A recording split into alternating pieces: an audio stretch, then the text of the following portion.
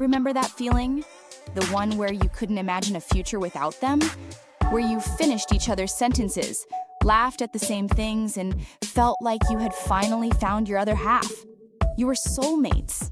So, what happened?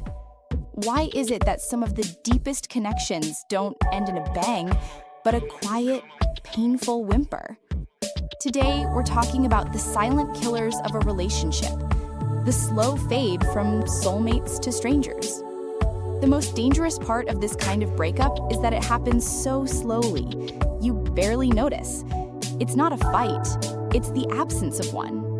It's not a betrayal, it's the slow erosion of intimacy. Here are some of the unspoken signs that a relationship is fading. You stop fighting. Wait, isn't that a good thing? Not necessarily. When you stop fighting, it often means you've stopped caring enough to engage. You've stopped trying to resolve things because you've become emotionally detached. Silence becomes comfortable, but not in a good way. The comfortable silence of a connected couple is replaced by a quiet that feels empty and distant. You're physically together, but emotionally, you're a million miles apart. The small stuff disappears. The little inside jokes, the random text messages, just to say, I love you. The way they used to ask about your day with real interest. Those tiny acts of affection and care are often the first to go. You celebrate wins with others first. When you get good news, do you instinctively call your best friend, your sibling, or a coworker before your partner? The person who was once your first point of contact is now just an afterthought. If those are the signs, what's the reason? Why does this happen? The truth is, relationships don't just fade. They fade because you let them. The most common reasons are taking each other for granted. You become so comfortable that you forget to nurture the relationship. You stop dating, stop complimenting each other, and assume they'll always be there, no matter what. Lack of individual growth. People change, and that's okay. But if you and your partner aren't growing and evolving together, you risk growing in opposite directions. The person who was perfect for you 5 years ago might not be the same person you need today. The emotional disconnect. This is the core issue.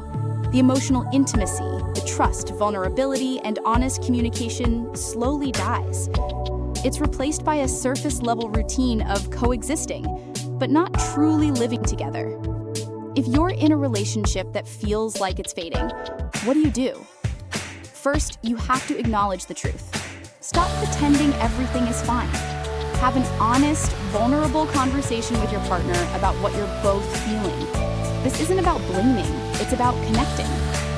Second, decide if the relationship is worth fighting for. And if it is, you both have to be all in. You can try date nights, therapy, or simply spending quality time together without distractions. But here's another truth. Sometimes, even when you try, it's too late. The emotional distance has become too great. And that's okay. It's better to honestly acknowledge a relationship's end than to pretend it's still alive and lose a part of yourself in the process. The most painful breakups aren't the ones filled with shouting and tears.